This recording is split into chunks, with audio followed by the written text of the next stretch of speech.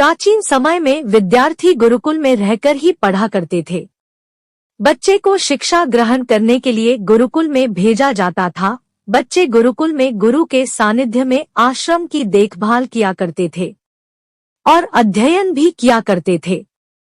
वरदराज को भी सभी की तरह गुरुकुल भेज दिया गया।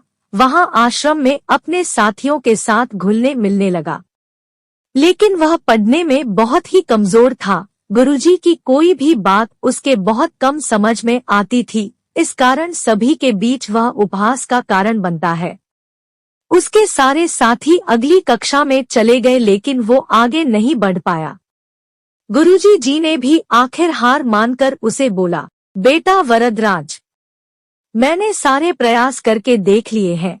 अब यही उचित होगा कि तुम यहाँ अपना समय बर्बाद मत करो। अपने घर चले जाओ और घरवालों की काम में मदद करो। वरदराज ने भी सोचा कि शायद विद्या मेरी किस्मत में नहीं है और भारी मन से गुरुकुल से घर के लिए निकल गया। दोपहर का समय था। रास्ते में उसे प्यास लगने लगी। इधर उधर देखने पर उसने पाया कि थोड़ी दूर पर ही कुछ महिलाएं कुएं से पानी भर रही थी। वह कुएं के पास गया। वहां पत्थरों पर रस्सी के आने जाने से निशान बने हुए थे। तो उसने महिलाओं से पूछा, यह निशान आपने कैसे बनाए? तो एक महिला ने जवाब दिया, बेटे, यह निशान हमने नहीं बनाए। यह तो पानी खींचते समय इस कोमल रस्सी के बार बार आने जाने से ठोस पत्थर पर भी ऐसे निशान बन गए हैं। वरदराज सोच में पड़ गया। उसने विचार किया कि जब एक कोमल से रस्सी के बार बार आने जाने से एक ठोस पत्थर पर गहरे निशान बन सकते हैं, तो निरंतर अभ्यास से मैं विद्या ग्रहण क्यों नहीं कर सकता।